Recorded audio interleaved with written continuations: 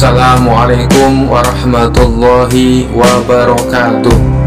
Bismillah, alhamdulillah, la hawla wa la quwata illa billah. Allahumma sholli ala Sayyidina Muhammad wa ala ali Sayyidina Muhammad. Pada suatu hari, raja memanggil Abu Nawas ke istana. Raja yang sering terhibur dengan kecerdikan Abu Nawas kali ini merasa penasaran dengan pandangannya tentang poligami. Abu Nawas, katakan padaku, apa pendapatmu tentang hukum poligami? Apakah itu adil bagi semua pihak? Tanya raja dengan senyum berharap membuat Abu Nawas bingung. Abu Nawas tersenyum dan menjawab, Baginda, pertanyaan Anda sangat bijaksana. Poligami memang diperbolehkan dalam agama kita. Tetapi ada banyak pertimbangan yang harus diambil sebelum memutuskannya. Raja yang penasaran bertanya, lalu bagaimana caranya kita mengetahui apakah poligami itu akan adil dan membawa kebaikan?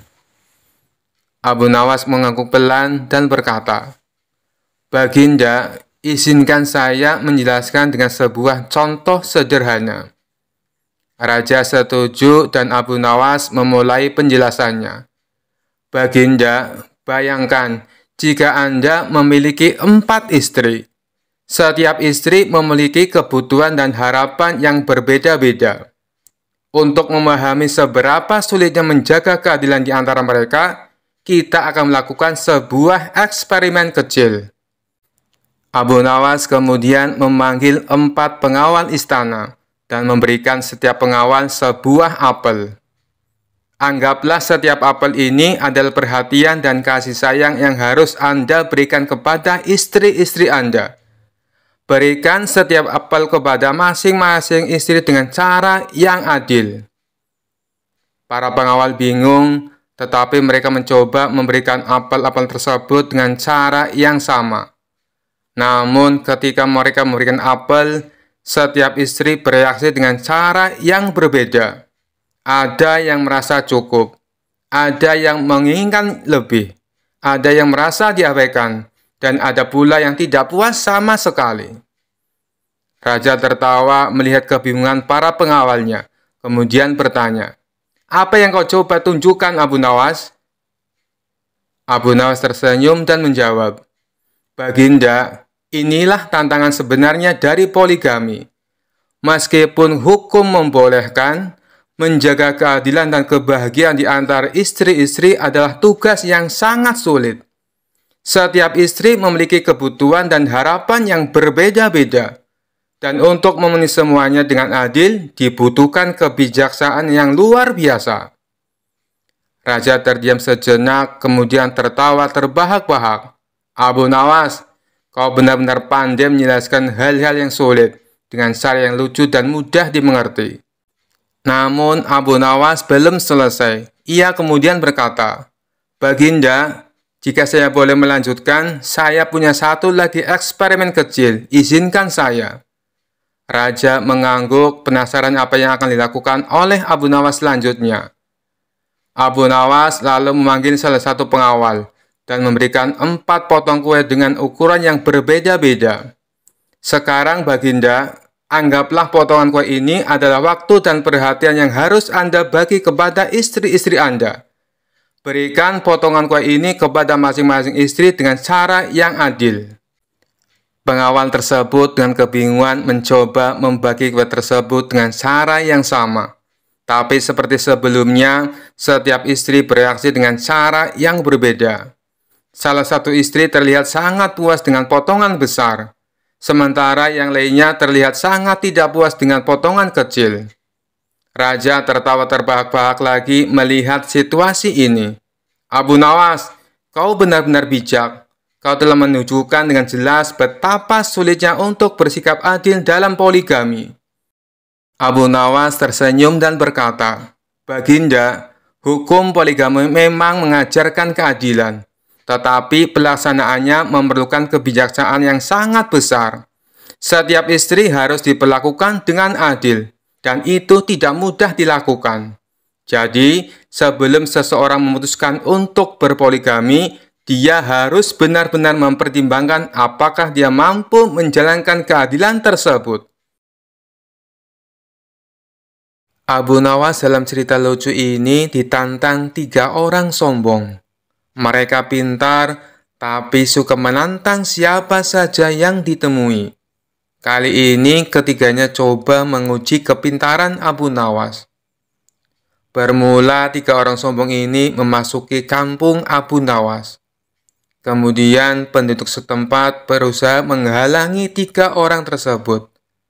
Tapi tidak tahu harus bagaimana. Akhirnya penduduk setempat melaporkannya kepada Abu Nawas karena bisa menandinginya. Lalu Abu Nawas setuju. Dengan senang hati ia akan mengadu kepintaran dengan 3 orang yang dikenal cerdik tersebut. Saat itu mereka adu kepintaran di sebuah lapangan, sehingga masyarakat bisa menontonnya. Satu dari 3 orang cerdik tersebut bertanya kepada Abu Nawas, "Di mana sebenarnya pusat bumi ini, wahai Abu Nawas yang bodoh?" Disebut bodoh, Abu Nawas ternyata tidak marah, justru membalasnya dengan senyum. Lalu ia menjawabnya dengan nada santai, "Tentu itu mudah, pusat bumi ada di bawah kakiku." Namun ketiga orang sombong ini tidak terima dengan jawaban dari Abu Nawas. Mereka bertanya kembali bagaimana Abu Nawas bisa tahu. "Kalau kalian tidak percaya, ukur saja sendiri," ujar Abu Nawas. Orang pertama yang bertanya kepada Abu Nawas hanya terdiam setelah mendengar jawabannya. Selanjutnya orang kedua bertanya, "Berapakah jumlah bintang yang ada di langit?" tanyanya. Ternyata pertanyaan itu hampir sama dengan yang pertama. Dan sudah dipastikan Abu Nawas bisa menjawabnya dengan mudah. Abu Nawas menjawab, "Jumlah bintang-bintang yang ada di langit sama dengan jumlah bulu keledaiku ini. Kalau tidak percaya, silakan Anda hitung bulu keledaiku ini. Pasti Anda akan tahu kebenarannya." Kesal mendengar jawaban Abu Nawas, orang ketiga dari kawanan itu lalu mengajukan pertanyaan kepada Abu Nawas. "Anda tahu bulu keledai? Coba berapa jumlah bulu yang ada di keledai itu?" tanya orang ketiga tersebut. Abu Nawas hanya tertawa meledek. Ia menganggap pertanyaan dari ketiga orang itu tidak kreatif, karena semua pertanyaannya sama, yakni menanyakan jumlah. Jumlah bulu ekor keledai ini sama dengan jumlah rambut yang ada di jenggot Anda. Kalau tidak percaya, silakan cabut satu persatu, ucap Abu Nawas. Sadar jika bulu jenggot dicabut satu persatu akan sakit, maka orang ketiga itu langsung terdiam dengan jawaban dari Abu Nawas. Ingin membalasnya, tapi tidak tahu apa yang harus ditanyakan lagi, karena ternyata Abu Nawas lebih cerdik dari dirinya. Kabar kecerdikan dan kecerdasan Abu Nawas kian tersebar di seluruh penjuru negeri Baghdad. Cara menyelesaikan masalah Abu Nawas sangat nyeleneh, namun selalu memberi keputusan yang adil. Nama Abu Nawas pun sampai ke istana, hingga ke telinga Baginda Raja Harun al-Rasyid. Suatu hari, Raja mengumpulkan semua menterinya di istana dan menanyakan soal Abu Nawas. "Adakah di antara kalian yang paham dengan Abu Nawas?" tanya Raja mengawali pembicaraan. Mendengar pertanyaan Baginda Raja, seketika itu pula seluruh menteri yang hadir berdiri sambil menundukkan kepala, pertanda bahwa mereka juga mendengar nama Abu Nawas. "Apakah kalian tahu di mana Abu Nawas tinggal?" tanya Baginda Raja lagi. Kemudian salah satu menteri maju dan mengungkapkan bahwa dirinya tahu di mana Abu Nawas tinggal. "Hamba tahu tempat tinggal Abu Nawas, wahai Paduka yang mulia," kata menteri tersebut. Saat itu juga rasa penasaran Baginda Raja ingin mengetahui sosok Abu Nawas kian besar. Dia kemudian memerintahkan pengawal mempersiapkan kuda menuju rumah Abu Nawas. Rombongan raja berangkat dan membuat heboh para tetangga di sekitar rumah Abu Nawas.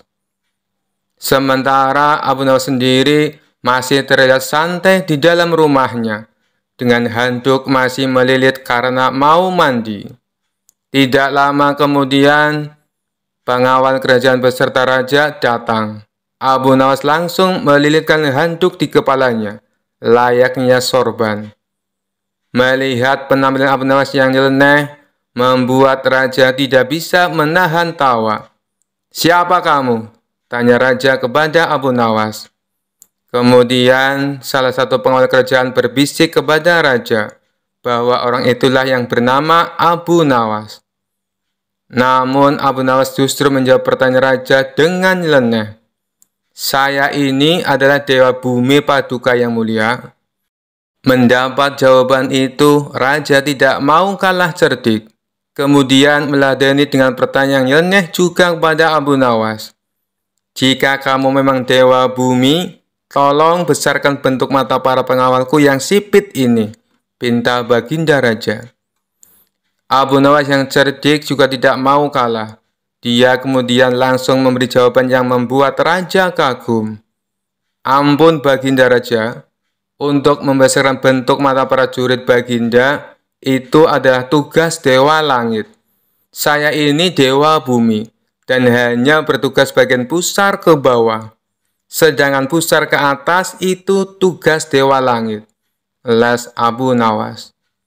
Raja pun tertawa dengan jawaban itu, dan mengundang Abu Nawas datang ke istananya. Begitu tiba di istana, Abu Nawas diajak masuk ke ruangan raja yang di situ hanya ada mereka berdua. Tidak lama kemudian, datang istri raja atau permaisuri membawa 5 butir telur. Saat itu juga terlintas di pikiran raja untuk memberikan pertanyaan sulit kepada Abu Nawas. "Hei Abu Nawas, tolong bagi 5 butir telur ini kepada 3 orang secara adil tapi tanpa dipecah," tantang baginda raja. Tentu saja perintah itu membuat Abu Nawas harus berpikir keras. Namun karena dia sangat cerdas, perintah itu pun langsung dijalankan oleh Abu Nawas. 1 telur untuk baginda, karena baginda raja sudah memiliki 2 telur. Kemudian 1 telur untuk hamba, karena hamba juga sudah punya 2 telur. Dan yang terakhir untuk permaisuri 3 telur, karena beliau sama sekali tidak punya telur, kata Abu Nawas. Sejenak baginda raja terdiam. Ia masih bingung dengan maksud jawaban Abu Nawas.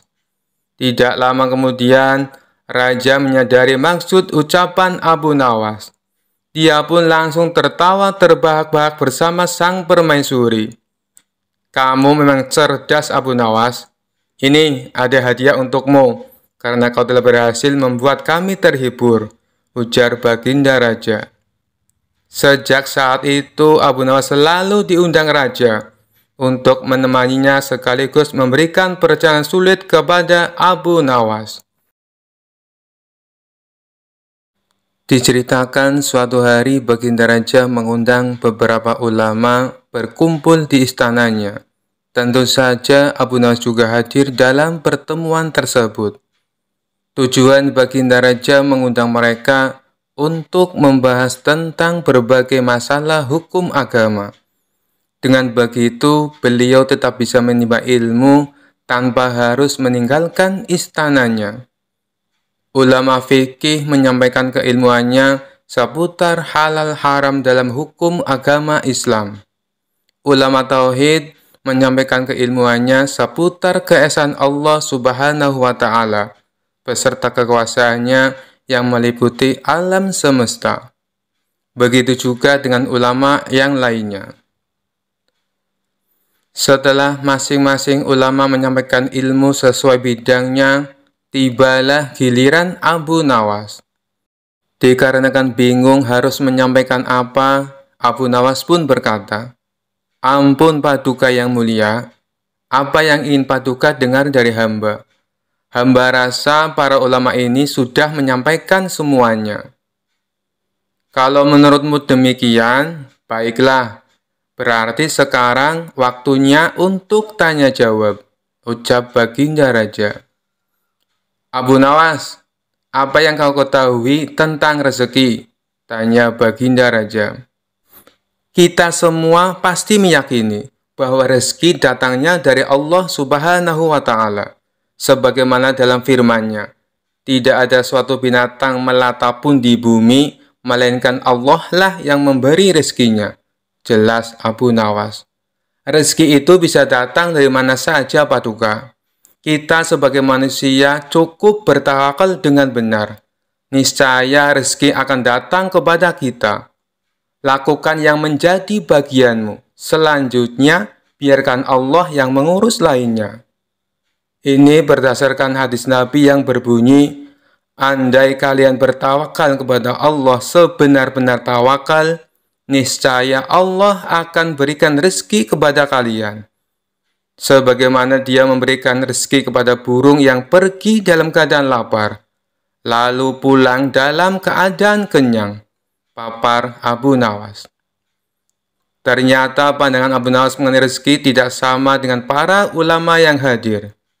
Wahai Abu Nawas, seandainya seekor burung tidak keluar dari sangkarnya, bagaimana mungkin ia akan mendapatkan rezeki? Tanya salah satu ulama. Untuk mendapatkan rezeki dibutuhkan usaha dan kerja keras Abu Nawas. Rezeki itu tidak datang sendiri, melainkan harus dicari dan didapatkan melalui sebuah usaha. Timpal ulama yang lain. Tapi Abu Nawas bersikukuh dengan pendapatnya, sehingga terjadilah sedikit perdebatan di antara mereka. Tidak ingin debat berkepanjangan, Abu Nawas lalu berkata, begini saja, besok kita berkumpul lagi di sini. Buktikan pendapat kalian di hadapan Paduka Raja. Para ulama pun sepakat dengan tawaran Abu Nawas tersebut. Abu Nawas dan para ulama kemudian pamit kepada Baginda Raja meninggalkan istana. Setelah berpamitan kepada Baginda Raja, Abu Nawas pun segera pulang ke rumahnya, sebab ia harus mengajar murid-muridnya. Sementara para ulama tersebut sibuk mencari cara untuk membuktikan pendapat mereka. Sampai pada akhirnya, saat berjalan pulang menyusuri sebuah desa, para ulama melihat penduduk setempat sedang panen buah kurma. Kemudian terbesitlah niatan untuk membantu warga. Setelah selesai dengan pekerjaannya, para ulama ini mendapat imbalan beberapa ikat buah kurma dari warga setempat. Mereka senang bukan main. Para ulama itu senang bukan karena mendapatkan kurma, tetapi memiliki alasan untuk menyampaikan kepada Abu Nawas dan Baginda Raja bahwa pendapat mereka soal rezeki adalah benar. Kita mendapatkan buah kurma karena berusaha dan bekerja, sedangkan Abu Nawas hanya diam di rumah. Mana mungkin dia mendapatkan kurma? Ini menunjukkan bahwa rezeki bisa didapat bila mencarinya dan bekerja. Jadi pendapat kita sudah benar. Besok, kita bawa ini sebagai buktinya. Kita tunjukkan kepada Abu Nawas dan Baginda Raja, kata salah satu ulama kepada kawannya. Maka pada keesokan harinya, para ulama ini datang ke istana. Sesampainya di sana, ternyata sudah ada Abu Nawas duduk di hadapan Baginda Raja. Melihat para ulama sudah datang, Baginda Raja segera menyambutnya.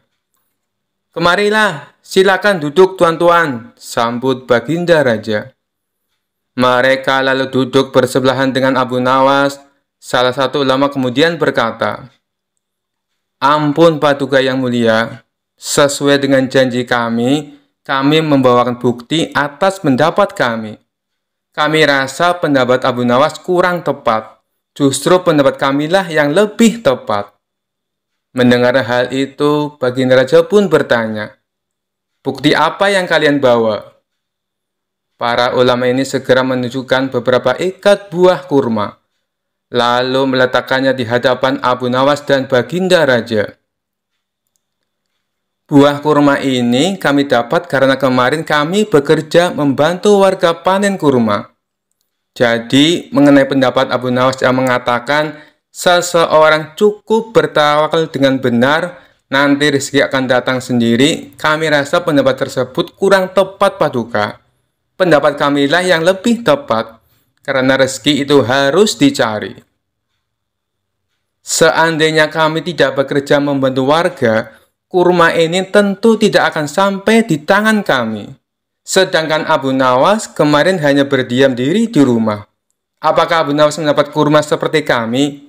Tentu saja tidak, Paduka. Karena kemarin Abu Nawas tidak bekerja, kata ulama menjelaskan. Yang kalian katakan itu benar sekali. Aku sependapat dengan kalian, sahut Baginda Raja. Bagaimana denganmu, Abu Nawas? Apakah kamu masih membantahnya? Tanya Baginda Raja. Mendengar hal itu, Abu Nawas hanya tersenyum seraya mengambil kurma dan mencicipinya. Kemudian ia berkata, "Kemarin aku memang hanya di rumah seharian, karena aku harus mengerjakan tugasku sebagai guru, yaitu mengajar murid-muridku. Hari ini, saat kalian bercerita tentang kurma, tiba-tiba saya jadi kepengin. Alhamdulillah, kalian datang bukan hanya membawa ceritanya, tapi juga buah kurmanya untukku. Bukankah ini juga bagian dari rezeki yang datang tanpa sebab? Seperti yang hamba ucapkan dulu, Paduka, cukup dengan tawakal yang benar kepada Allah. Niscaya Allah akan berikan rezeki. Lakukan yang menjadi tugasmu. Selanjutnya, biarkan Allah yang mengurus lainnya. Hamba melakukan tugas sebagai guru.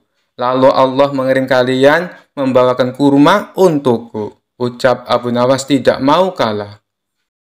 Mendengar penjelasan Abu Nawas, para ulama pun langsung tertawa satu sama lain. "Kamu memang cerdik, Abu Nawas," puji Baginda Raja. Sementara para ulama ini meskipun berbeda pendapat, tidak saling menyalahkan dan membenarkan pendapatnya sendiri. Begitulah indahnya Islam, apabila saling menghormati perbedaan pendapat. Suatu hari datanglah 3 orang desa menghadap Sultan Harun al-Rasyid di istana. Sultan Harun al-Rasyid yang waktu itu sedang duduk berbincang-bincang dengan para pejabat tinggi, langsung saja mempersilahkan ketiga orang itu untuk masuk. Setelah 3 orang itu membungkuk, salah seorang di antara mereka berkata, "Ampun beribu ampun Baginda, karena kami telah mengganggu perbincangan Baginda dengan para pejabat yang lain." "Tidak, kalian tidak mengganggu. Kami malah senang dengan kedatangan kalian. Memangnya ada apa kalian menghadapku? Adakah persoalan yang ingin kalian sampaikan?" "Begini Baginda, saya Ahmad mempunyai 2 ekor kambing betina. Zulfikar mempunyai seekor kambing jantan. Sedangkan Zubair tidak mempunyai kambing. Karena itulah Zubair yang setiap hari harus bekerja mengembalakan kambing. Apabila ketiga kambing itu beranak pinak, maka pembagian keuntungannya juga telah kami sepakati, yakni saya mendapat separuh dari jumlah kambing. Zulfikar memperoleh 1/3 dari jumlah kambing. Sedangkan Zubair yang mengembala dan merawatnya mendapat bagian 1/8-nya, terang Ahmad. "Lantas, apakah kambing itu sekarang telah beranak pinak?" tanya Baginda Raja. "Benar Baginda, ketiga kambing itu sekarang sudah berjumlah menjadi 23 ekor. Karena itu kami sekarang ingin membaginya sesuai dengan kesepakatan kami dulu. Tapi ternyata kami kesulitan untuk membaginya. Karena itulah kami ke sini ingin memohon pertolongan Baginda Raja," terang Ahmad. Membagi 23 ekor kambing sesuai perjanjian tentu tidak mudah. Bayangkan, bila Ahmad memperoleh pembagian separuh dari kambing-kambing itu, maka Ahmad sebenarnya mendapat bagian 11 ekor lebih setengah kambing. Sedangkan Zulfikar memperoleh pembagian sepertiga. Seharusnya mendapatkan 7 ekor lebih 2/3 kambing. Sementara Zubair mendapatkan 1/8-nya, yang berarti 2 ekor kambing lebih 7/8 kambing. Raja Harun al-Rasyid tampaknya berpikir keras untuk memecahkan masalah tersebut. Bahkan para pejabat yang hadir di tempat tersebut juga tak sanggup memecahkan masalah tersebut. Karena orang yang hadir di tempat tersebut tak ada yang bisa memecahkan masalah itu, akhirnya Harun al-Rasyid terpikir untuk mengundang Abu Nawas. Setelah Abu Nawas sampai ke istana, ia pun langsung bertanya masalah yang terjadi. Mereka bertiga kemudian menceritakan ulang kronologi kebingungan tersebut. Wah, itu masalah kecil Baginda. Insya Allah saya akan membantu mencarikan jalan keluarnya, kata Abu Nawas. Tolong bawakan kambing itu masuk semuanya. Setelah ke-23 ekor kambing tersebut dituntun masuk ke istana, Abu Nawas lalu menghitung kembali jumlah kambing. Sesudah kambing itu dihitung dan benar jumlahnya 23, Abu Nawas lantas berpikir keras menemukan solusi dari masalah pelik tersebut. Tak lama kemudian, izinkan hamba meminjam kambing Baginda seekor saja, kata Abu Nawas. Nah, sekarang saatnya saya akan membagi kambing tersebut sesuai dengan porsi kalian saat perjanjian, kata Abu Nawas setelah menambahkan kambing milik Baginda Raja. Ahmad, yang berhak memperoleh separuh kambing, maka boleh mengambil 12 ekor. Sedangkan engkau Zulfikar, yang memperoleh bagian sepertiganya, maka boleh mengambil 8 ekor, kata Abu Nawas memerintahkan.